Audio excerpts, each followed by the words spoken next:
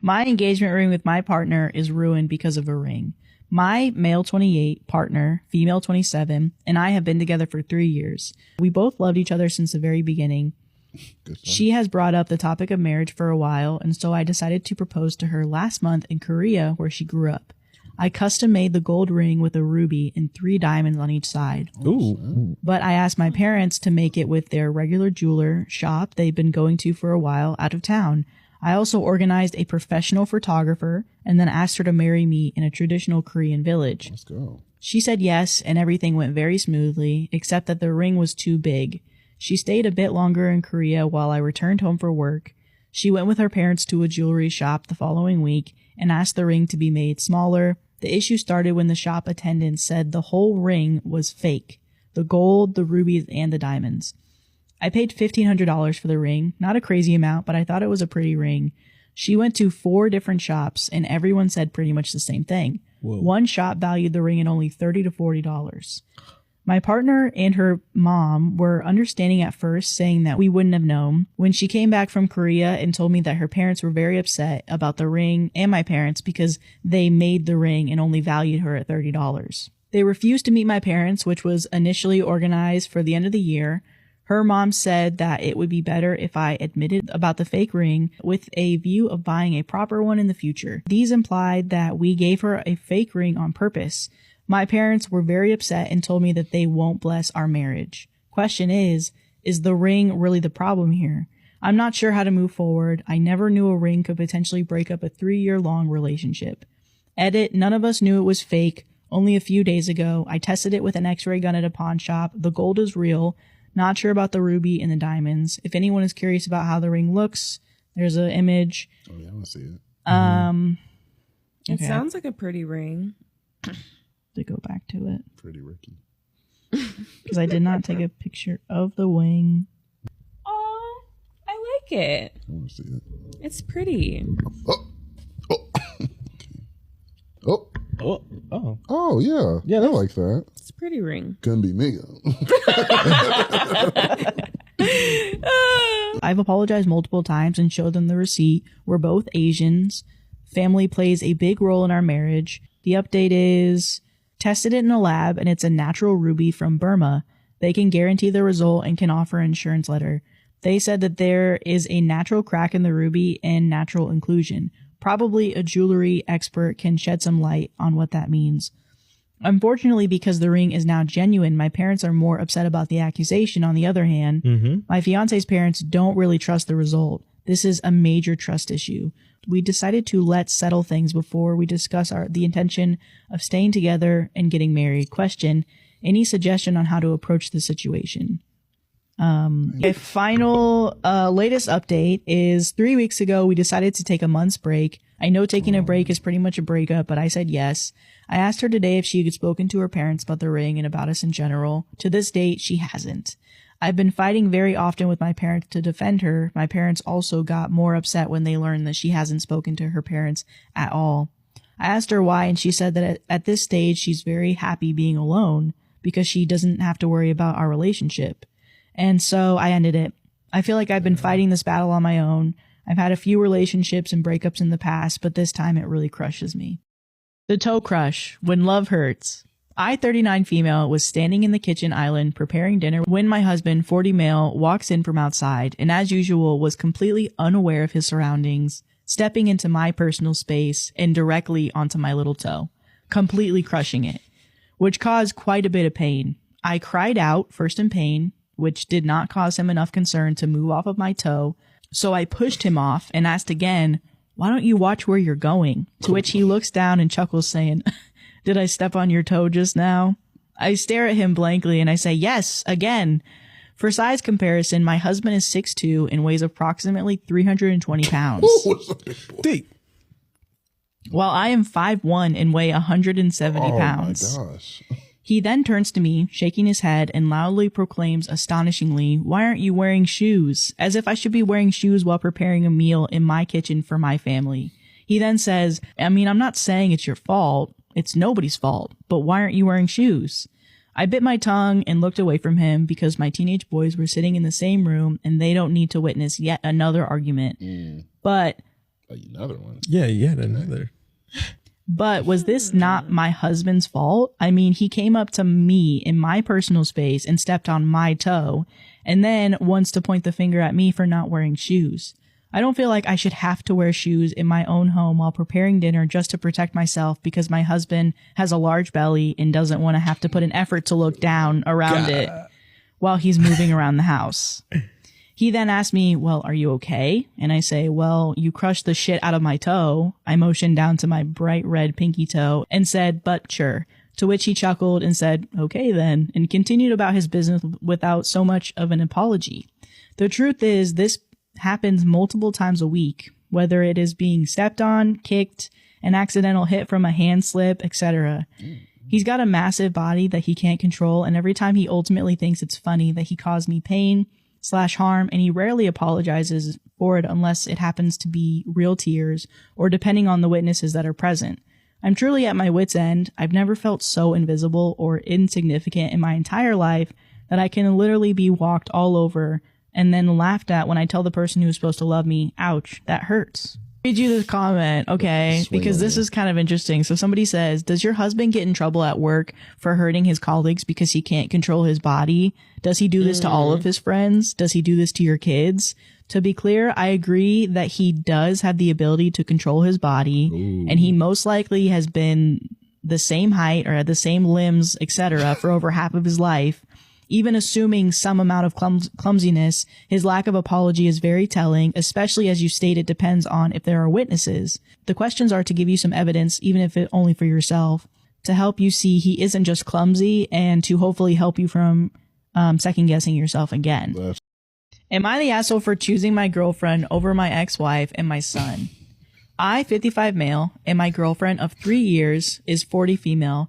My ex-wife and I divorced 4.5 years ago, and she hasn't quite got over it. She divorced me for her coworker. She was abusive, and we fought all the time. Anyway, when the relationship failed, she started being nice to me. I have a 15-year-old son named Sean. We have a great relationship. His mother and I are starting to co-parent better. Here's the issue. His mother can't stand the fact that I'm in a relationship, and she's no longer seeing her coworker. She can't seem to keep a boyfriend right now. She's quite difficult to be with. She hates my girlfriend, and therefore Sean and my girlfriend do not have a relationship, as Sean does whatever his mother says. I've tried talking with Sean. He somewhat is like his mother. My girlfriend will not force a relationship. She says if someone doesn't want to be a part of her life, then she doesn't need them. I have to agree, as my son and my ex-wife have been unfair to her. Now this past week, I've been out of town for work. I already informed my ex and my son that I wouldn't be around.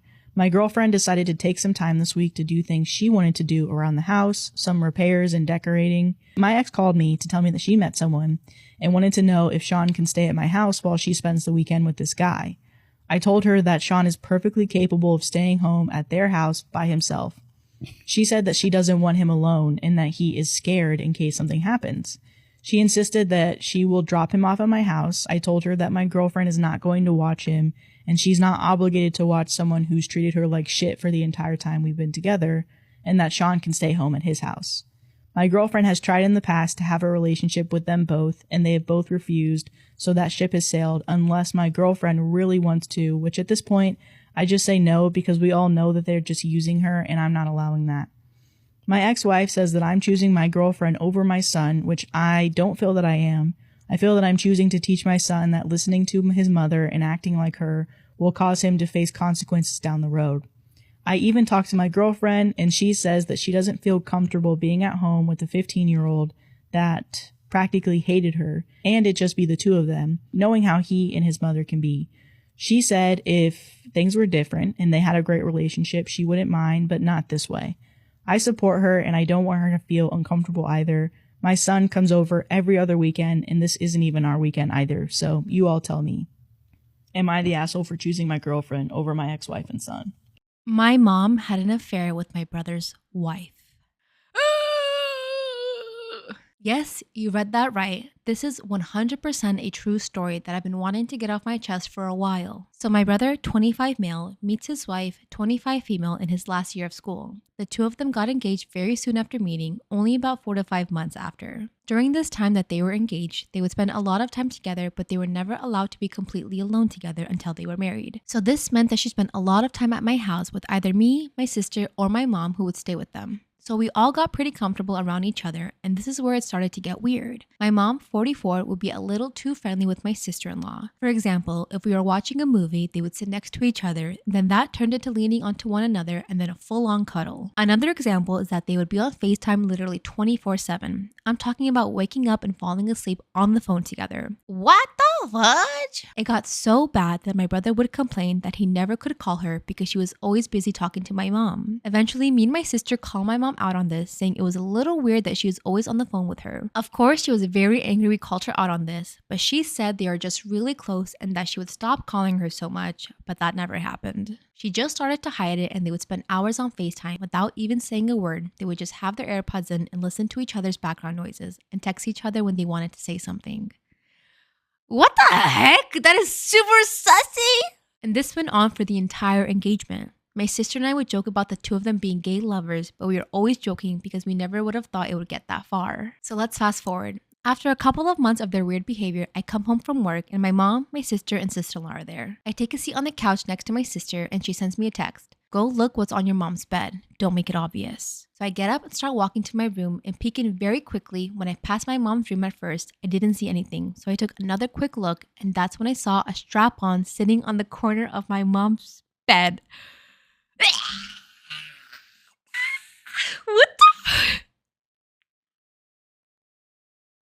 I should really start reading these stories before I record them. Oh my god. Me and my sister were in complete shock. We both know that they were the only two home all day and they were completely alone. Me and my sister go back and forth on what we should do, and we decided that 2 days later we'll tell our brother what we found. He was quick to believe us because he also saw all the red flags. He called his wife and told her he knows what she did and that he wanted a divorce. She immediately called my mom screaming and crying. I could hear my mom's phone from my room right before my mom ran out of the house to her car. I don't know what happened after that. I just know my mom came home a couple of hours later, was acting like nothing happened, and that things were normal for me and my sister for a while. Eventually, my sister told her friend that my brother was going to leave his wife. He said something along the lines of, "Really? Now I can finally ask you why you have naked videos of her on her..." What the fuck? Really? Now I can finally ask you why you have naked videos of her on your laptop. What is going on? It turns out that my sister asked him for help with one of her college assignments when he opened the notes app on the laptop and saw a nude video of my sister-in-law. So he closed the tab and pretended like he didn't see anything. But here's the thing. My sister was using my mom's old laptop to do her homework, but my mom's Apple ID was still connected. So all of the notes from my mom's phone were sent to the laptop notes. So my sister had me pick her up from work early and we raced home to check the laptop, and there it was. Over a dozen pictures and videos of sister-in-law doing extremely inappropriate stuff and literally thousands of SS text message conversations, most of which were nothing, but just one that I can remember is, "I wish I could have met you first. I love you more than I love brother's name." So we sent all of this evidence to my brother and he showed it to his wife and she admitted to everything.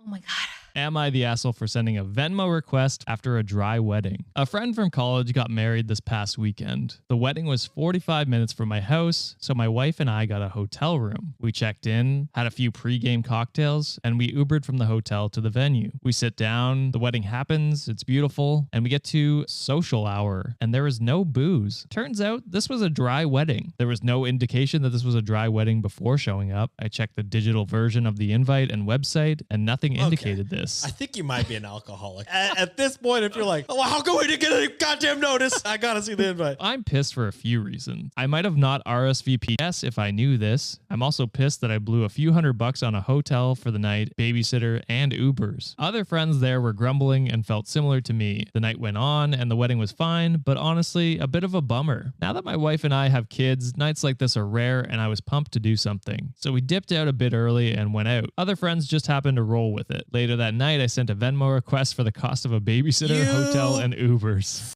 Fucking ass. Yesterday, I heard from my college buddy. He was like, what the f is this, asshole? I explained I was mad that this was a dry wedding. The bride had family members that are alcoholics, so they opted to not have alcohol as an option. I told him not informing us of that cost me and our friends to throw away a lot of money. He said I should have just asked him and not assumed it was a wet wedding. We went back and forth for a while. He still thinks I'm an asshole. Am I?